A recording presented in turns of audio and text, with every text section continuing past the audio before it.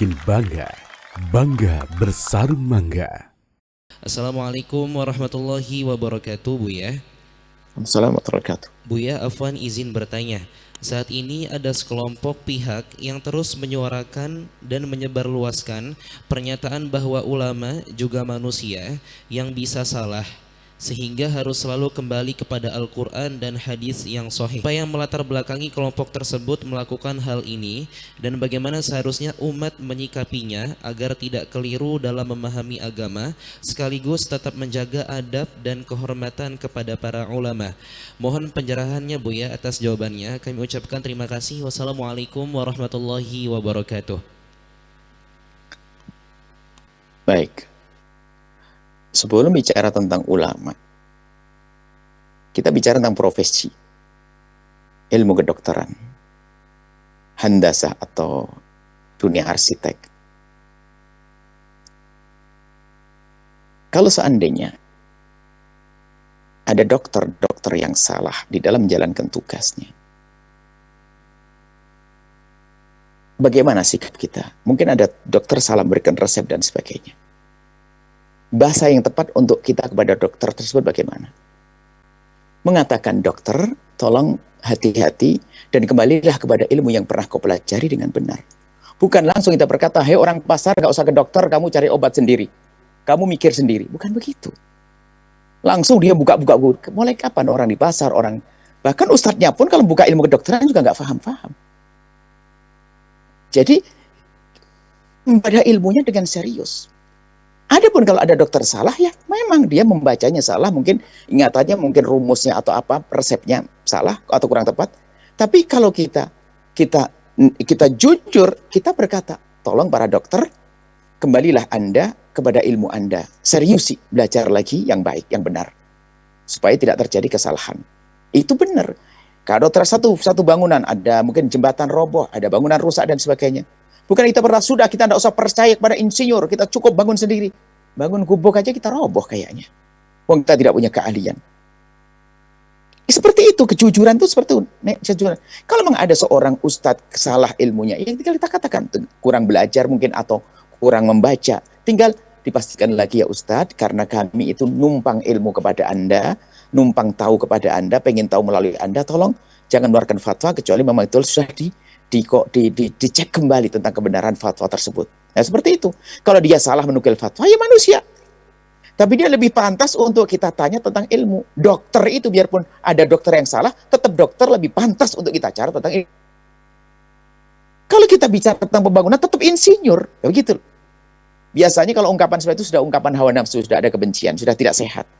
Sudah, jangan ke dokter semuanya. Buang dokter semuanya. Dokter pada salah. Belajar ilmu kedokteran itu bertahun-tahun, nggak gampang loh ya. Nah, kita mau belajar kedokteran, ya nggak mampu. Kita sibuk yang ustadz dengan ilmu agamanya. Nah, kita biasakan menjadi orang yang jujur. Ilmu agama dipelajari dengan butuh waktu yang panjang. Dia harus mempelajari bermacam-macam. Bukan sekedar bisa membaca Al-Quran, lalu bisa membaca hadis. Tidak. Ada perangkat-perangkat yang lainnya untuk bisa mencetuskan satu pemahaman.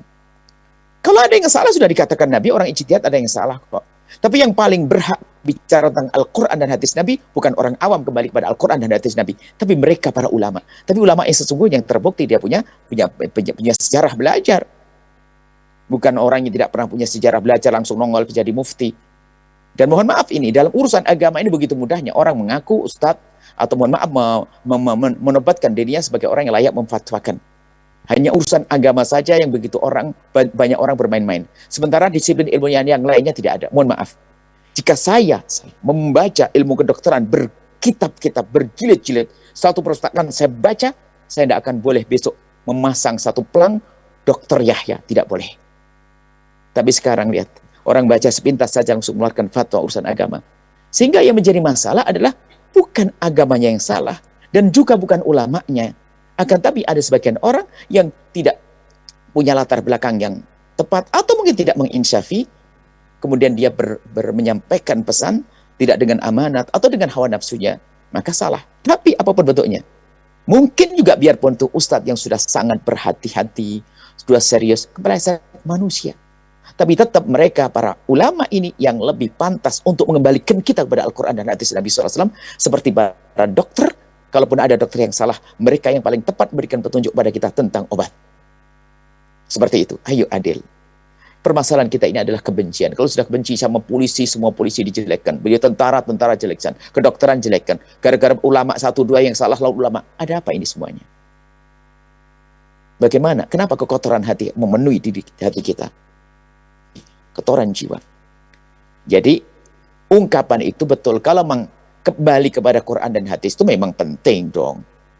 Memang untuk mencari kebenaran yang sesungguhnya, ya kembali kepada Al-Quran dan hadis Nabi.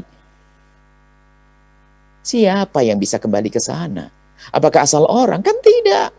Membaca Quran saja kita masih belepotan barangkali. Usul kembali kepada memahami Al-Quran, nggak bisa. Nah, kembali pada Al-Quran, hadis dan hadis Nabi melalui para ulama-ulama. Dan para ulama ini ada individu. Ada yang sudah kolektif, ada yang sudah ilmunya ini adalah dikukuhkan oleh ulama-ulama seperti saat ini bermadhab. Madhab Syafi'i, madhab Hanafi, madhab Maliki, madhab Syafi'i. Adalah sudah kelompok yang kuat.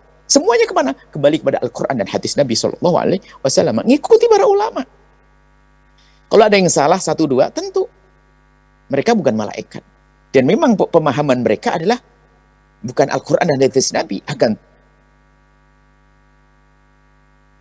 percaya urusan Quran hadis Nabi daripada pemahaman kita orang awam. Tentu gitu. Seperti kalau ada dokter yang salah 1-2, apapun bentuknya. Kalau urusan resep obat dan kesehatan, dokter tetap lebih terpercaya. Seperti itu kurang lebihnya.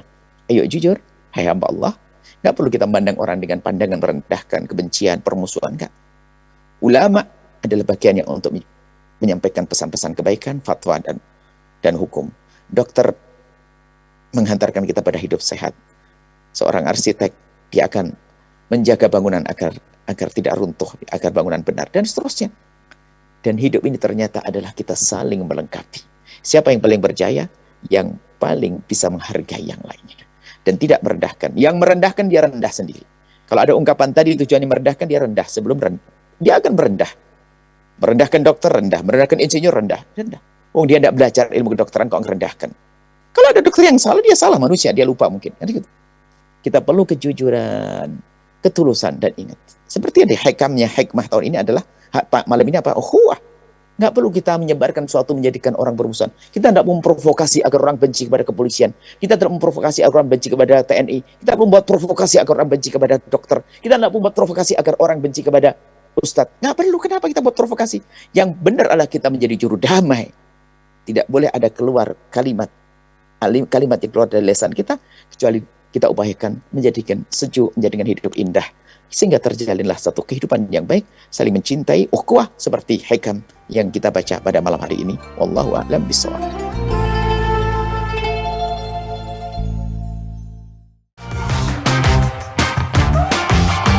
Ini yang bikin bangga. Bangga bersarung mangga. Sahabat Al-Bahjah TV, setelah menyaksikan video ini, jangan lupa bersolawat kepada baginda Nabi Muhammad. Shollu ala Nabi Muhammad. Allahumma sholli alaihi wa ala alihi wa sahbihi.